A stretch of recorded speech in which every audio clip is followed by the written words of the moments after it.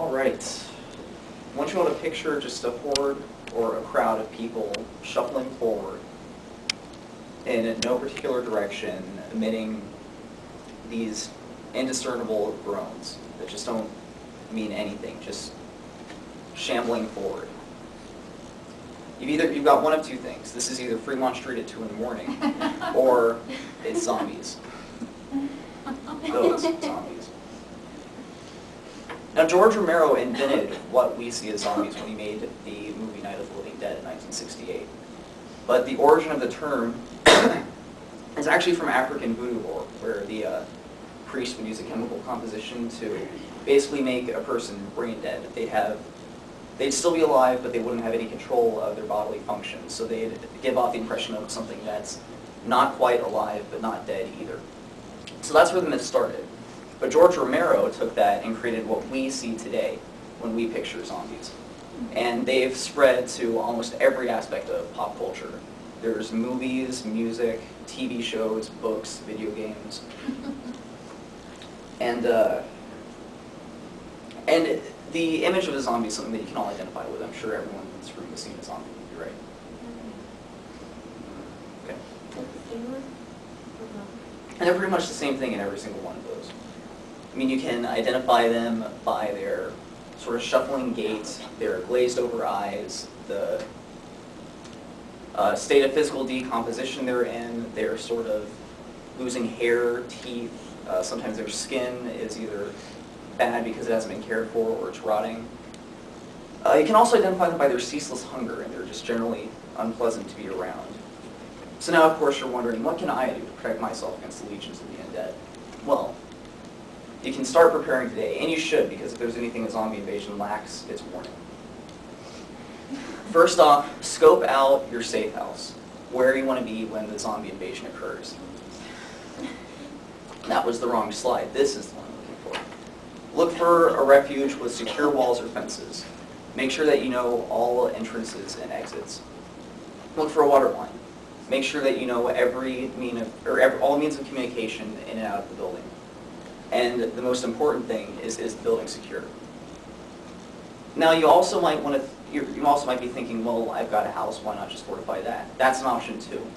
And essentially, you want to look for the same things, just make sure it's secure. Again, look at all the entrances and exits, look at all the doors in your house, make sure there's a way of locking them, and don't rely on security for the prevention of normal home invasion, because things like flashing lights, putting nails in the carpet, those aren't going to work on zombies, because zombies know neither fear nor pain. The other thing is make sure, this isn't a necessity, but you should look into tempered safety glass windows, because those have been proven effective. Another thing that some people overlook is try to have the capacity to somehow detonate your staircase. This might sound crazy, but if you can have enough rations and isolate yourself to the upstairs or roof, you can virtually survive a zombie invasion indefinitely. The other thing is surviving. Now, I'm sure you've seen a zombie movie where everyone bands together to survive the attack, and what usually happens? It just determines the order that they get eaten. And why is that? In general, it's because someone's aggressive, or someone is headstrong, maybe there's fighting within the group, someone doesn't think clearly. You have the ability to change that when assembling your group. Make sure you have people who can think on their feet. Make sure you have people who are level-headed, and make sure that the group leader is effective. Also, when you're assembling your group, look for people who have skills that are going to be helpful. Look for someone with medical knowledge, someone who can effectively treat wounds. Someone with technical knowledge, like someone who can manage machinery or hardware that they come across. Or, agricultural knowledge, someone who can produce their own food if the need arises. Also, if you're planning on being the group leader, make sure you have good communication skills. One way to ensure that is to take like a public speaking class. I mean, really, if you have the ability to communicate your ideas effectively, that's going to be the most important aspect of your group. The other thing is you could start researching basically urban survival. Like, should your normal way of living sort of fall out of place. One thing that a lot of people don't realize is a lot of diets that we have right now weren't invented by yuppies. They were actually invented in places where food is scarce and people had to live off of a sort of limited supply of nutrients. So if you suddenly don't have the access to, carbohydrates, saturated fats, high fructose corn syrup that you have now, you need to know how to live off of natural foods if you have to produce them yourself. And that's something you can start looking into. The other thing is know your area, like right there. Right here in Vegas, I think a lot of people know the city well, but what people don't realize is that the city is going to be the most dangerous place should the worst ever occur. So one thing to look into is desert survival. And there are classes. I mean, you can take classes on learning how to survive in the desert, or you can just go camping, see what it's like for yourself. But one of the most important things you can have in the desert, for instance, is just a white plastic bag. I mean, you can use this as a signal.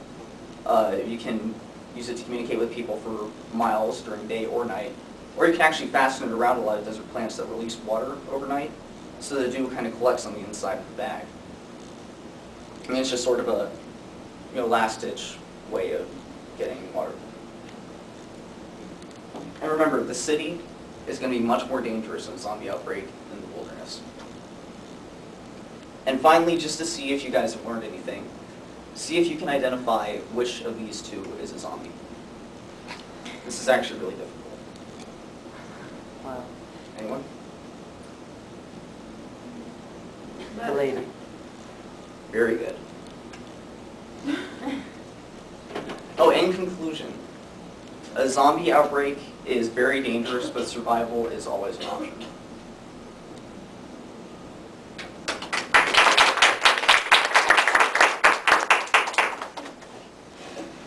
There's something to add to my list of things to be afraid of.